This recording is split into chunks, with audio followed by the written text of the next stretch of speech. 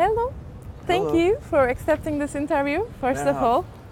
Merhaba, yeah. Merhaba. We are talking with John Beasley.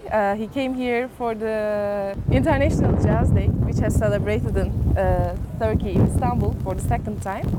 I want to ask you, could you talk about how was it for you to be involved in this project as the music director? Well, first of all, it was an honor to share the stage with all those jazz legends, my heroes, and Herbie, Milton, Wayne, all these incredible musicians.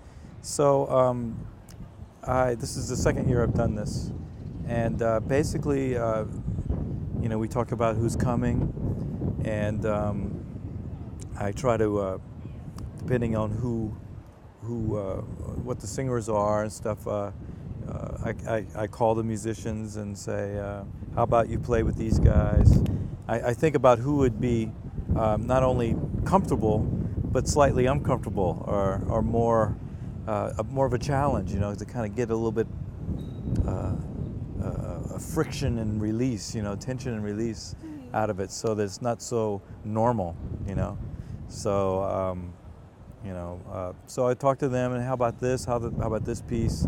And then try to figure out which songs will work with a great program together, and mix it. This time we really wanted to be conscious of music, maybe from Turkey, using Turkish musicians, and music that was composed either here or inspired by the Middle East or Asia and Constantinople, the whole history, the crossroads, So it took a few months, and that's how basically involved. And then of course I have to rehearse everybody first for 2 days before the concert, and listen and be inspired myself.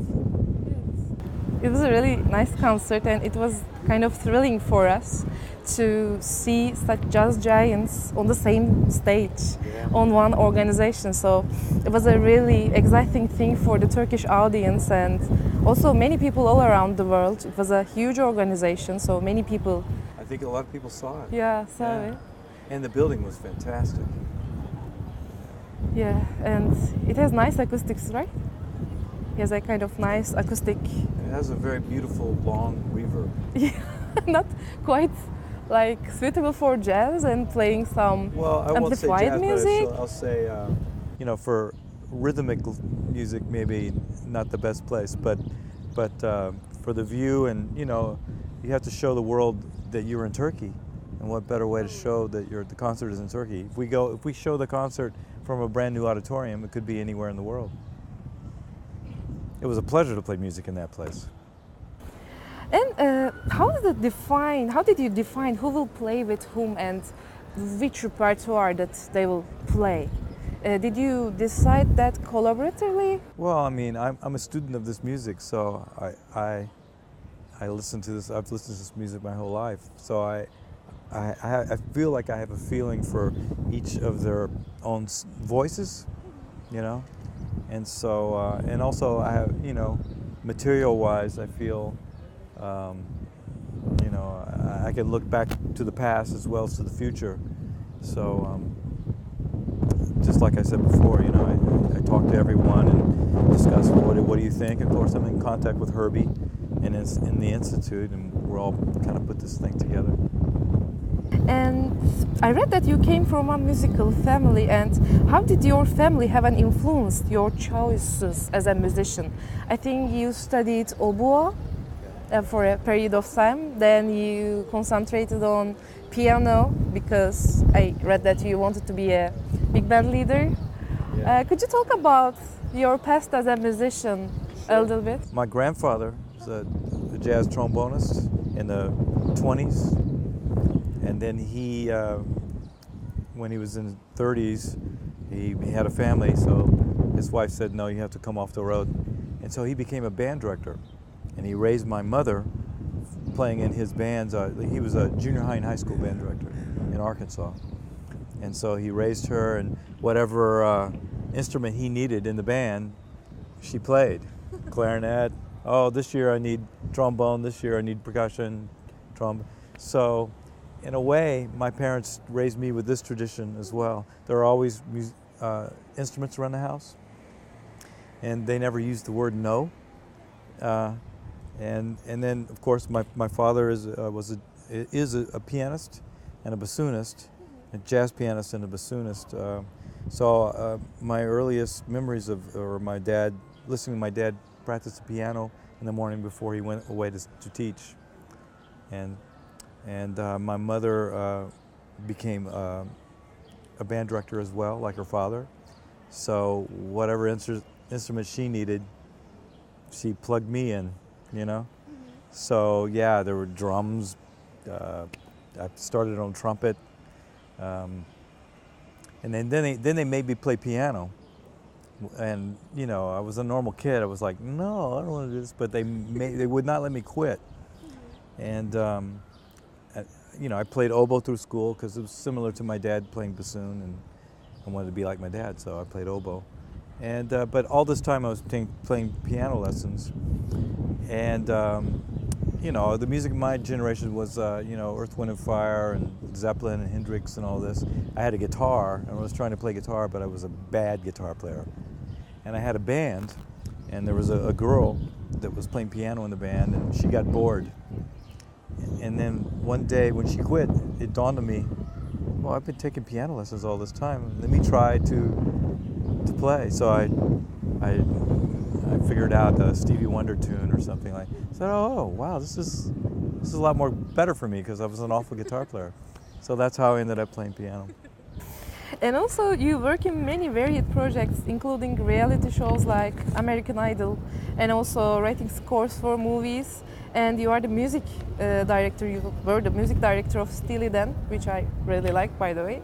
And also, like Queen Latifah, you worked in really diversified projects. And as a musician, what kind of different aspects of your musicianship do you experience in that diversified projects you involve through your music career? Well, you know, my jazz background has helped me through all of this, because being a jazz musician is being flexible, and improvising helps you. You know, I can improvise being a hip-hop musician. I can improvise being a rock musician. And also jazz gives you the training for rhythm, you know, so that I can play in a rock band. I can play also organization. You know, music is music.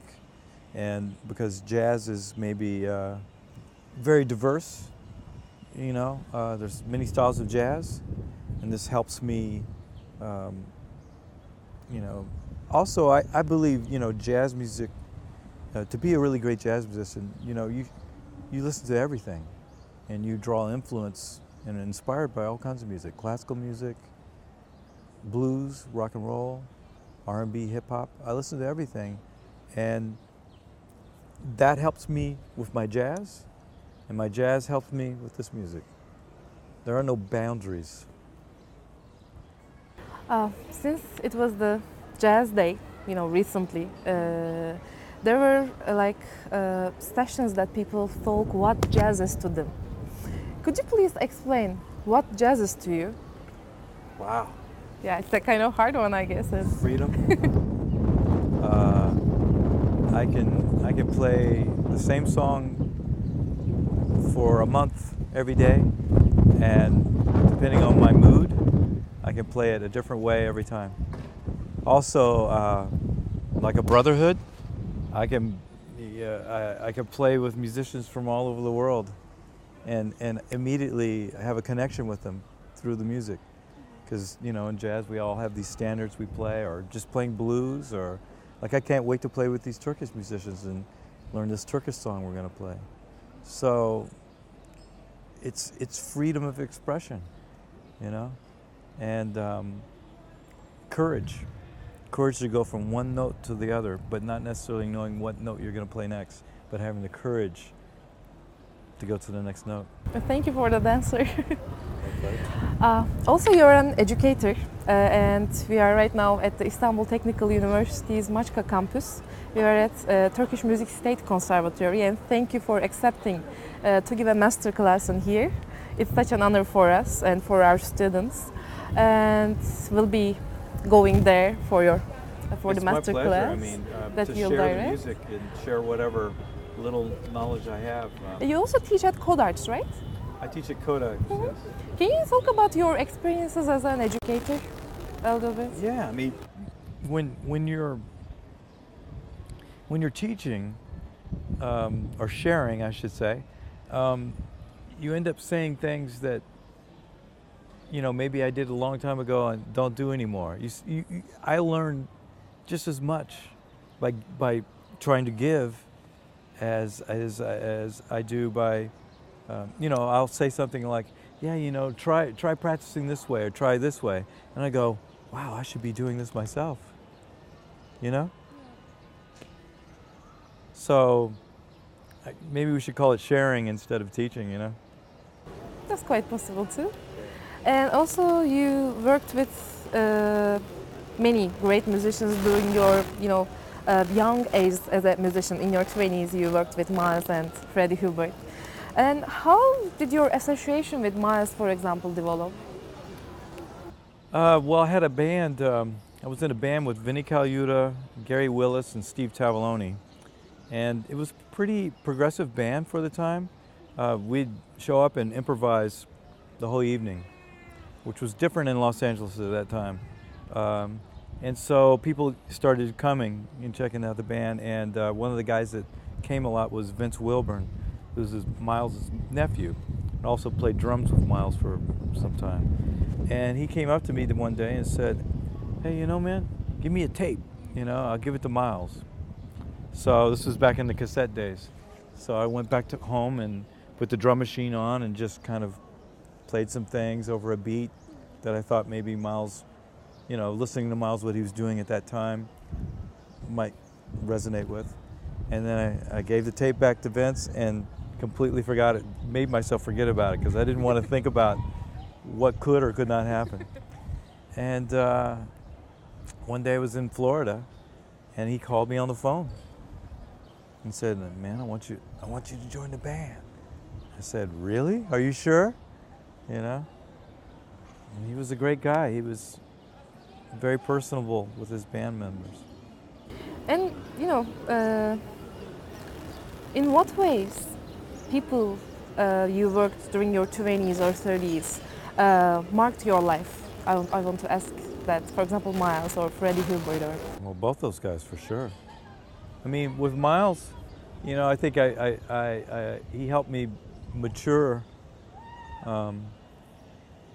and as a human being in a way.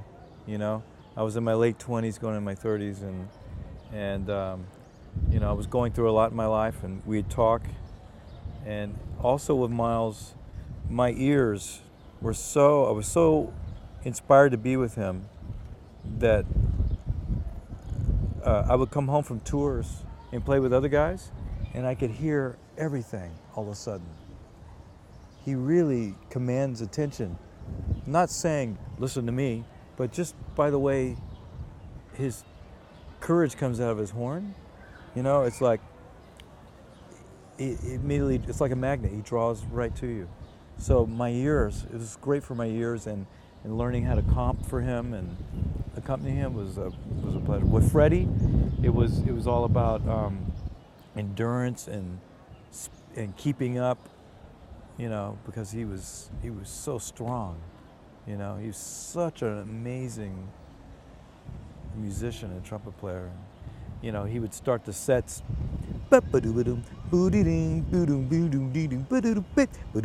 Fast. First song, boom. So you had to, boom, be there, And he would stand over me, when I was soloing, and look at me. So he kind of really built up my confidence in a way, and I had to be strong right back. Also, among so many projects, you also find time to record your own music. I know that 3 Brave Souls is your left. It's current record, yes. Record. Right. Could you talk about that album a little bit? Yeah, well, we, Daryl Jones, myself, and Ndugu wanted to put a band together to kind of like be a little bit more rootsy in the music. you know, and draw on each other's strengths. You know, and Duga's a great, very creative groove drummer. You know, he plays a great pocket, but he's also very fluid. And Daryl, of course, you know, with Miles and the Rolling Stones. And so we kind of wanted to bring back our influences, you know, for me. Well, and all three of us played with Miles Davis. So that sound, along with my Louisiana upbringing, you know, the Crusaders, Sly Stone, you know, so we wanted to bring those influences into the music, and that's what happened with Three Brain Souls. What about upcoming projects? I have a big band that I put together called Monkestra, and it's all my arrangements on Thelonious Monk songs.